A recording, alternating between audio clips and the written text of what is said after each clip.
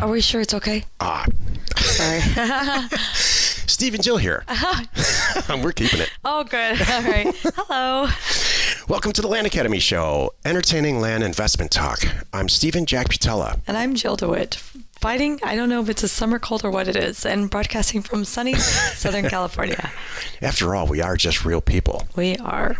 We don't just have this show. Right. We have life. Today, Jill and I talk about choosing your land acquisition niche specialization. I like this topic a lot. Before we get into it, let's take a question posted by one of our members on the landacademy.com online community. It's free. Okay. And this question's long. Thank you for prefacing that. Joe asks, "Hi all. I wanted to provide an update on my first mailer. I joined Land Academy as a silver member in mid-December, and my first mailer went out the first week in January. Right. Last week, I received a call from a seller, and his message was clear. I accept your offer. During due diligence, I found out that he owned 4 more properties in the same area. I called him back to discuss the other properties, and he agreed to sell them all. Now for the best part. I purchased 5 parcels, 39.4 acres in total, for $16,000. Just like yesterday's. All 5 of the parcels are over 4 acres, and the cheapest 4-acre parcel for sale in the area is $49,000 on land. Oh my gosh, he's going to make $250,000 here. Right? The cheapest 4-acre property sold in the last 6 months went for $42,000. Recent comps suggest that at least one of the parcels has a market value of over $100,000. These are the kinds of deals Jill and I do. I paid $3,000 for it. Insanity. One of the other parcels is 8.1 acres and does not have road access, but is accessible by ATV via an old logging trail. I wasn't thrilled about this one, but I wanted to go easy on the seller for giving me such a smoking deal, so I just bought them all. That's the right thing to do. The most significant challenge I've faced thus far is trusting technology, Google Earth, GIS, instead of going to look at the property myself. My wife says I have control issues, but she never, this is so good, but she never says what I want her to say anyways. Deep down, I know that I'll never be able to scale this business if I don't learn to trust Google Earth and my data. Yeah. Biggest your wife's right. Besides the insane ROI potential in this deal is I didn't go to look at the properties even though they're less than an hour from my house. Oh, I might go look at it. I love it. I love his wife too. This is great. Perhaps my experience... No. Perhaps I'm experiencing beginner's luck. Nope, you're not. No? This is how it goes. But I've been sending out a mailer every 2 weeks and plan on sending out 6,000 on Monday, so only time will tell. I have a background working with Nielsen data and have been pricing consumer packaged goods for different markets for over 15 years. You're made for this. So I felt comfortable with my analysis. I've even gone as far as running linear regressions on the data set to determine what the cost per acre would be in a perfect competition for a neighborhood. Is that relevant or necessary? It's absolutely relevant, and if you're comfortable doing that kind of stuff, you will dramatically succeed over the next guy. Because that's the kind of stuff I do. Exactly. I'm not sure how this fits in. It says, hell no, but if anyone is going to be an expert on pricing on this area, I want it to be me. Good. Believe it or not, I'm an extrovert, and I have been in sales all of my life. So if anyone is struggling to get their first mailer out, feel free to reach out. Good. I may not be able to help you get from 2 to 100, but I'd happy help you get from 0 to 1. I appreciate everyone who contributes on the forums. I've learned a ton by lurking through your posts. Bring on House Academy. I love it. At the very bottom, please, just a taste. I want to quit my job by the end of 2018. Wait, what's the name again? Joe. Awesome post, Joe. I can't again say how valuable, and I had no idea that our landinvestors.com online community would be. Yeah. I'm so flippin' happy. Me too. It's so good.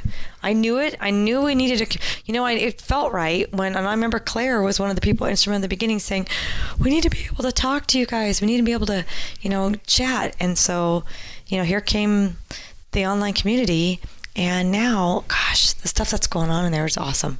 That's just a fantastic comment. I mean, for the last 2 days, we haven't really had a question. We've had thank you comments. I know. So yeah, where was the I was question? gonna make a court. I don't think there was a question. Yeah. Spring on Land Academy. Yeah. Just that a was taste? it. That was the question. House Academy. It's coming. That's so great. It's awesome, love it. Joe. Great Did work. everything right.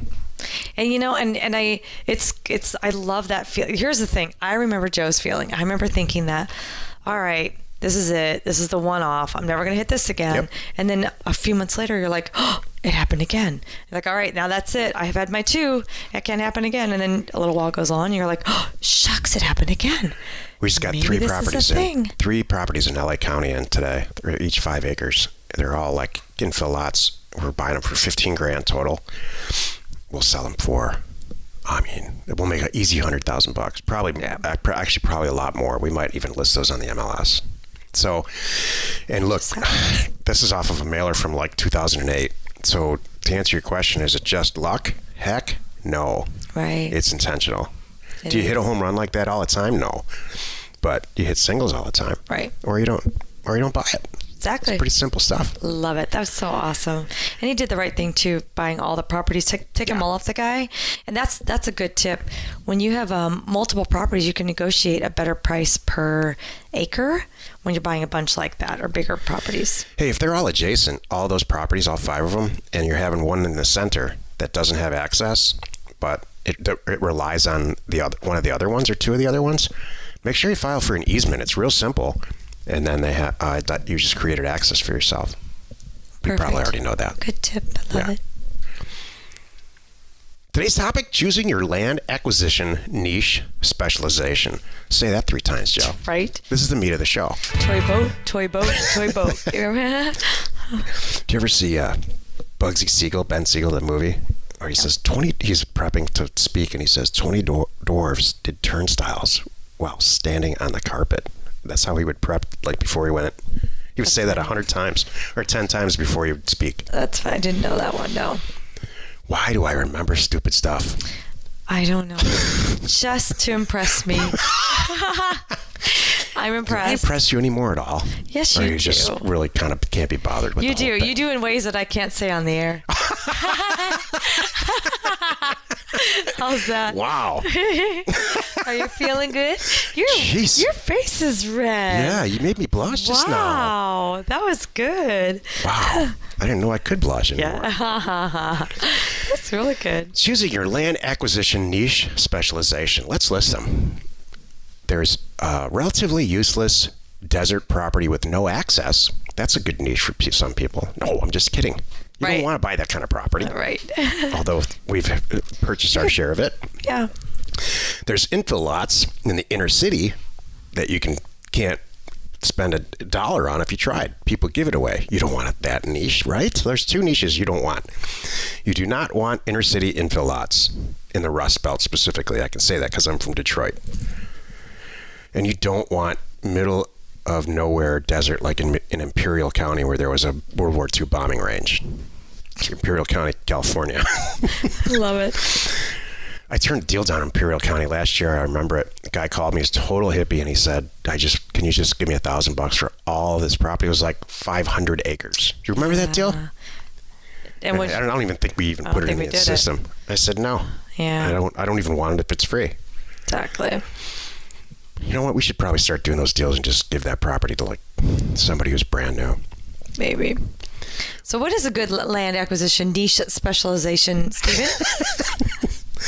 Infill lots in a fantastic little small town, like a small town in Oklahoma that's got 2 houses on either side, and then there's an empty vacant lot for $1,000. That's a fantastic specialization. Large acreage where you could put a ranch, a working ranch, that's next to a working ranch kind of thing. Agricultural land, any kind of farmland that's a commodity, fantastic specialization. We have a few people in our group that do that. What about cabin lots? Vacation properties, fantastic. Here's another one you probably want to avoid. Recreation use only land. There's a lot of property in Pennsylvania that is wet. It's wetlands, and it cannot be used for anything. So what they did was somebody went in and subdivided it and explained to everybody that you cannot build anything on this property, but you're welcome to, most of the time, park an RV here, and maybe you get a little boat slip with it, but it's just recreation. You don't want that at all. It's hard to sell. Any kind of property that is unique in some way is great. Mobiles. I love Mobile commercial, home. where you can put a commercial property that's approved for mobile. One of my favorites. Mobiles are great. Mm-hmm. So we talked about actual real estate niches, but here's another niche that you should really consider. Buying property from dead people. Yeah. That is a great specialization because you have to get in there and undo a bunch of legal stuff. Undo and redo correctly a bunch of legal things. Here, the example would be a person owns a bunch of property and they have a will, and the will says, my only son or daughter gets all my stuff when I die, right? Mm-hmm. But they never ever transfer the land. It's still in their name. The person passes away, and they're sitting there happily thinking, well, it's not going to be a problem for my son at all because and it is a problem. Because I give him, here's my will. Right. So he has to spend a tremendous amount of time, the son does, after the parent passes away, getting that property in his name. Mm-hmm. And working the estate out. So if you can specialize in that, because here's why. The son probably got, if it's a house, for sure, he got a bunch of letters already saying, do you want to sell it? Not so much with land. There's no real competition with land. But so he's got to figure this all out. And if you will come along and say, I'm happy to buy this property it's worth $100,000, right? Happy to buy it for $10,000. And I'll fix all these problems for you for free. Right. That is a great specialization. Mm-hmm. And it's not possible in some states. It's easier in some states and harder in some states based on the laws. Mm-hmm. It's called adverse possession. So, how you doing today, Jill? I'm fine. You're just going off on some. I'm like, okay. What kind of niche do you like? I kind of talked about my niches. Just twisting your hair like you're 12 years old and just think you're daydreaming. What are you daydreaming about right now? Can you fly? Why? Do you have a cape? Are you like wondering? Is that what you think I'm doing? No, yeah, I think you're daydreaming. Like I'm smoking something? No. I think you're Wonder Woman. No, I just wasn't sure where you were going and how far you were going to take us there. That's really what it was. I was waiting for you to interrupt me. Oh, I'm being polite. I am just being polite. No, I'm trying to think. I like your tangent though, because it's not just about the property niche, but about the product niche. And what another niche is, are you going to be a terms person or a cash person? Think about that. And you want to, I just, at the end of the day, we've talked about this a lot. You think you're choosing your niche when really your niche is choosing you. You nailed it. So that's what will happen. You want to go in when you're starting buying property, having an acquisition criteria, because if you don't start with a criteria, you're constantly chasing something shiny. Every time somebody calls with something, you're trying to solve this and solve that and buy this and buy that. And then you spend a week and you didn't buy anything because none of them was your property type. And you ended up learning about all these other counties and all these other areas and all these other properties that you hadn't really started with. So in the beginning, that's the best. Start with one. Get to know another county, get to know their property size. As you're doing are you doing terms properties? Maybe do a few for cash. I don't know. So start expanding a little bit that way. Then you also want to start expanding not only in sizes and how you're going to do your properties, but expanding in the other areas. Maybe I want to buy 2 states over. Maybe I'm going to try this pipe because the most having a variety, on your website is going to sing to somebody, and that just helps all your sales. Right. You don't want all the same properties, 10 of them in a row. That's right. How boring is that for someone to go and find? Exactly. So and then what will often happen through this whole process, you're going to realize, wow, I just figured out how to do this and over in this area, and boy, that was easy for me, and I don't think it's easy for everybody else. So I'm going to go head first into this. This is going to be my niche over here. I'm going to be the only one in Colorado that knows how to do X. Right. And I'm going to kill it over here. Right. And there you go. Yeah. And that's how your niche will find you. I mean, enough that you are smart enough to listen to the show, and that real estate, there's ridiculous amounts. Fortunes can be made in real estate. You already know all that. Right. So, having a niche, taking a look at putting all your options on the table and realizing, like some people only refuse to do they only do deals when they make $100,000. Yeah. That's a niche too. It's true. So really spend some time on this and think about what you want. because it will happen. The way that the mail works, it will happen eventually. Maybe you want to do very few deals, but very profitable ones. Maybe you want to do a ton of deals, which is what we choose to do. A ton of deals with real low margins so that there's no sales issues ever. Exactly. But it's really worth it, And they actually. flip fast. Just know this. You have complete control over your real estate career. You have more control over this than maybe almost anything. Right. The mail works. We all know that. Sure does. So have fun with it. That's what I say. Thank you. Well, you've done it again. You spent about 15 minutes with us listening to the Land Academy Show. Join us tomorrow for another interesting episode where we discuss what your average day or what your average work day looks like. And by the way, so you've done 100 deals. Now what? That's the theme for this week. Love it. And we answer your questions posted on our free online community found off of landacademy.com. You're not alone in your real estate ambition. Can you tell my voice is weird? Yeah. Okay. Both of us are like, oh my gosh. I know. What were we thinking? Seemed like a good idea at the time. Oh, it's going to be 8:30 tonight. Sure, I got this. Sleeping in bed, sleeping. I can record tomorrow. Sure. It's going to be fine. Don't worry about it. Share the fun by subscribing on iTunes or wherever you're listening. And while you're at it, please rate us there. We are Steve and Jill. Information and inspiration to buy undervalued property.